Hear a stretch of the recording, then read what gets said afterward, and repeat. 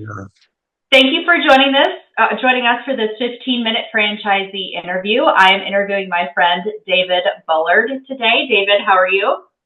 I'm very well, thank you. Good, good. Okay, so if you would please tell our listeners where you are franchising with Right at Home, how many territories you own, and how long you've been franchising with Right at Home.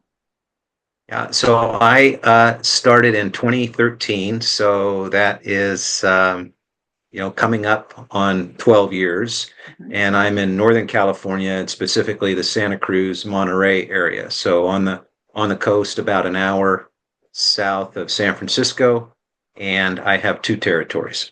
Okay, thank you. And so when you joined Right at Home, did you purchase just one territory, a new territory, or was it a resale purchase? What does that look like? Yeah. So it was there was no right at home here in the Okay. Monterey Bay, so it was a startup, and I bought the two territories together, Okay. really specifically so I could have just the way we work geographically. It made a lot of sense to have the whole Bay Area, and Okay. so that was the plan, and we still have it. Perfect. Okay. So what did you do before you became a right at home franchise owner? Yeah. So I had not a linear career by any means, but I most recently, prior to starting the Right at Home franchise, I was involved in nonprofit development work, fundraising, and but most of my career was in the healthcare field and medical diagnostics, and anywhere from being a territory sales rep to Okay. uh, consulting. I eventually went back and got an MBA, and then went into management consulting again in the healthcare field. So this move to when I wanted to create something of my own made a lot of sense because of the healthcare nature of it.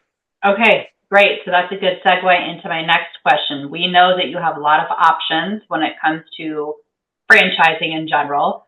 There are also a lot of options when it comes to franchising with a senior care franchise. So Mhm. why did you specifically choose Right at Home? Yeah, really, probably one of the easiest questions for me to answer, and that is because when I started talking with Right at Home, it really was a values match, and I'd worked long enough in my own career to kind of know what I wanted to do, and just real briefly, that was that I believed really taking care of our staff, taking care of our caregivers was my main responsibility, and that in turn they would take care of the customer. And I worked for a lot of organizations that focused so much on taking care of the customer they almost didn't care what they did to their staff to get there. So it Yeah. seemed a little bit backwards. And when I would articulate that to the folks at Right at Home, it just seemed like that was very much in line with the Right at Home mission, and with Yeah. the uh, so it was a good fit. I did talk to other franchise operators, and Mhm. it was clear that that really didn't matter. It was fine if that was how I wanted to do things, but it really didn't seem to be part of their the corporate values. And Sure. so, yeah, so I was Yes. just fortunate that we had a good match that way. Okay, awesome. I love it. Okay, so let's think back to almost 12 years ago when you first started. Mhm. And if you would please kind of describe what your life was like when you first opened your right at home business, with brutal honesty, if you would please, Okay. Okay. and how that has really changed over the course of the past 12 years. So just looking for when you first started, all the things that you were focusing on, maybe some of the lessons you learned, and kind of Mhm. how you've transitioned to where you are today. Yeah. Wow. Okay. I'll try to keep it brief but what I remember about those early days, and I mean, very early days when you're just trying to hire people and you're trying to keep them around long enough to get a client that you can put them to work with. And, caregivers, they want to work. And so if you don't have work for them, they're finding it other places. So I took shifts, at times. At times I just, I didn't have the right staff, or I had so few staff that the jobs I would get a call for, I didn't have anybody I could put there. So, Yep. I got in my scrubs and took my gloves and off to the shift I went. And that was anything from maybe a, kind of a shower visit to having to be somewhere overnight. So it was, it definitely had its, because we were a new territory and didn't have any infrastructure already in place. I mean, it was doing everything. And I tell people that I was really just one YouTube video ahead of anybody else, right? If I knew that I had to go do a shower visit, I pulled up CNA videos on YouTube and got my lesson on how to do that, and then off I went. So that was that was about as far ahead of anybody I was, and then but now I have a general manager that really operates the business day to day. I've got we're probably just a medium-sized right at home operation. But I've got 4 staff in the office, and a general manager that really do the day-to-day operations. I have been able to kind of just step back and do really the back office stuff. So payroll and billing and some of the HR issues, and then hopefully being continuing to be kind of setting the tone, or setting the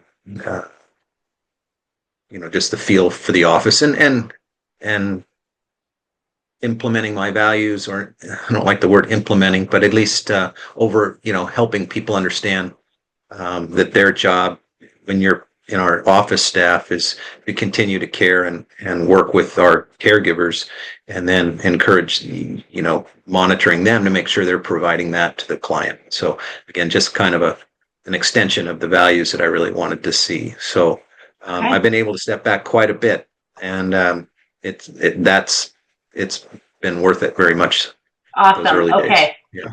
I'm glad you brought this up, because Right at Home is an owner-operator business model. When you first joined the Right at Home system, you were the owner, you were the operator, you were doing all the things, and now here you are almost 12 years later, and you're still doing all those things, but you've got somebody who's really overseeing the day-to-day operations.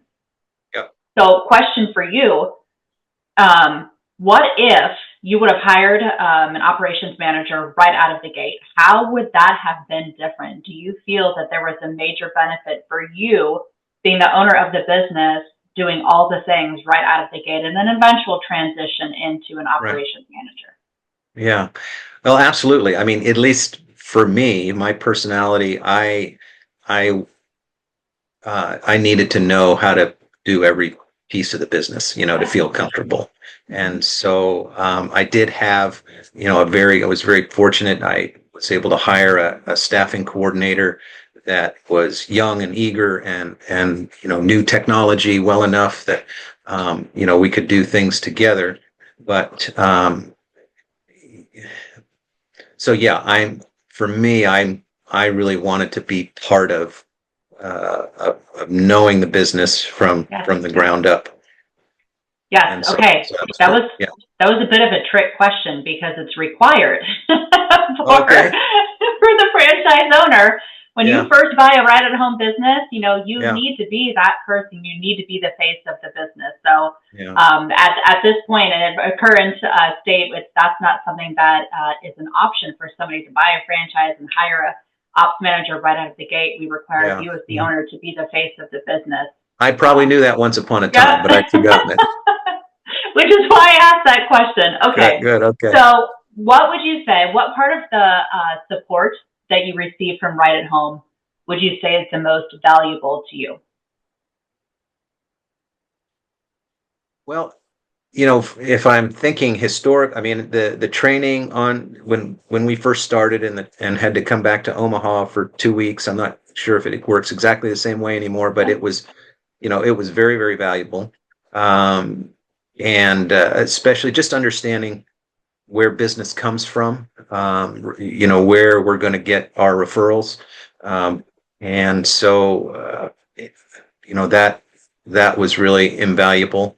It felt like a lot, but, it definitely set a very good foundation.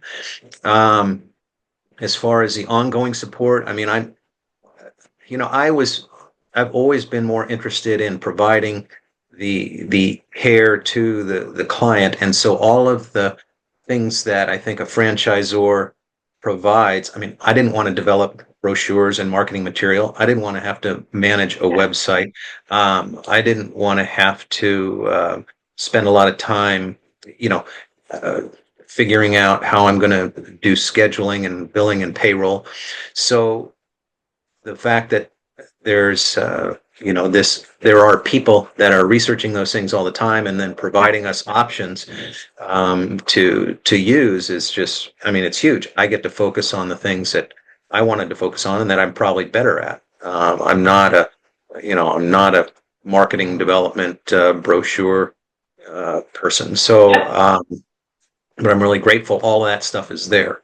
And so I think that's part that's really invaluable. Okay, awesome. And also a very common answer that I hear is the training that people really love. And present day, the formal training for a new owner when you join Right at Home, it's several weeks long, but actually just 1 week in person in Omaha, which we call that residence week. But leading up to that, it's several weeks of onboarding and training and instructor-led and self-led and virtual and Right at Home University and all the things. But a full week in Omaha for Residence Week. Yeah, well, then that makes sense. We didn't have Zoom, or or it just wasn't a common thing back then. So, and look at us now. Right? Here we are. Okay, so you've been a franchise owner for nearly 12 years, and the people that are watching this are interested in potentially joining the Right at Home system. What's one piece of advice that you can give to someone who may be interested in becoming a franchise owner with Right at Home?